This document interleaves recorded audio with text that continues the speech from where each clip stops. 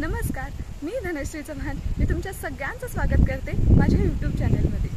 आज आपण तुळजापूर येथील तुळजाभवानी आणि अक्कलकोट येथील श्री स्वामी समर्थ महाराज यांचे दर्शन घेणार आहोत.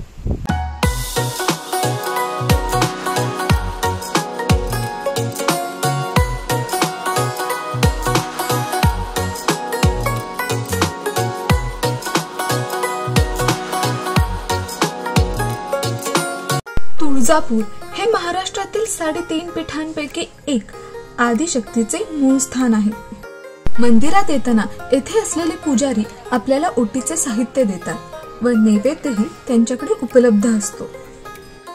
देवीचे मंदिर बालाघाट डोंगराच्या माथ्यावर असून या मंदिराचा परिसर खूप मोठा आहे. अवघ्या महाराष्ट्राची कुलस्वामिनी आई तुळजाभवानी येथे विराजमान आहे.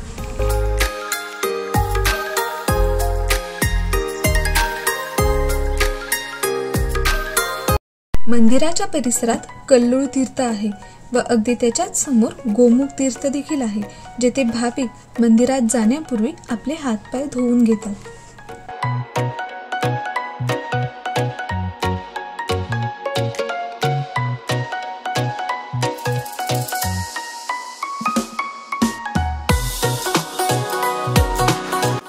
ह्या गोमुख तीर्थासमोर शिवपिंडीचे दर्शन देखील आपल्याला होते.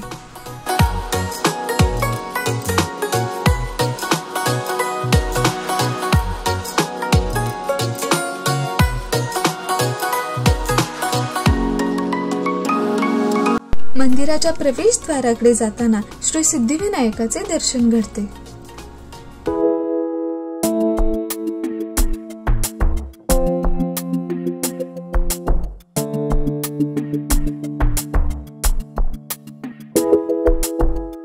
मंदिराच्या आवारात हे मोठे होमकुंड आहे. होमकुंडाच्या बाजूने दर्शनासाठी जाण्याचा मार्ग दिसतो. मंदिराचे बांधकाम हेमाडपंथी असून मुख्य मंदिराभोवती मोठे प्रांगण आहे. या प्रांगणामध्ये 2 मोठमोठ्या दीपमाळा आहेत.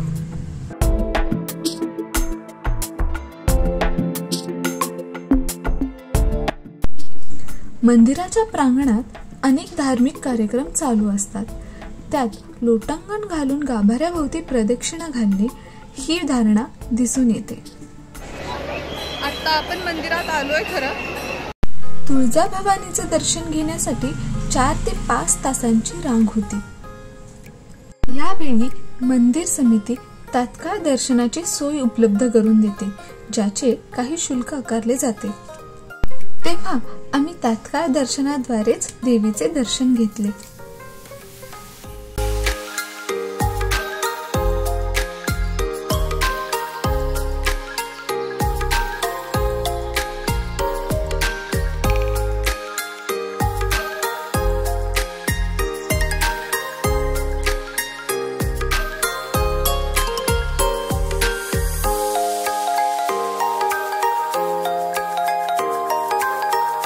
देवीचे सिंहासन चांदीचे आहे व वर्षातून 3 वेळा देवीला सिंहासनावरून हलवले जाते आणि नवरात्र झाल्यावर विजयादशमीच्या दिवशी चांदीच्या पलंगावर देवीला झोपावले जाते.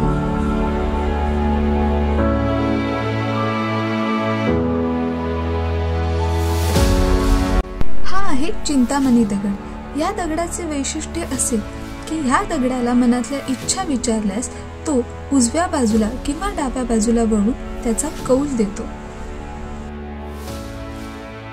मंदिराच्या परिसरात बऱ्याच देवी देवतांची लहान मंदिरे आहेत.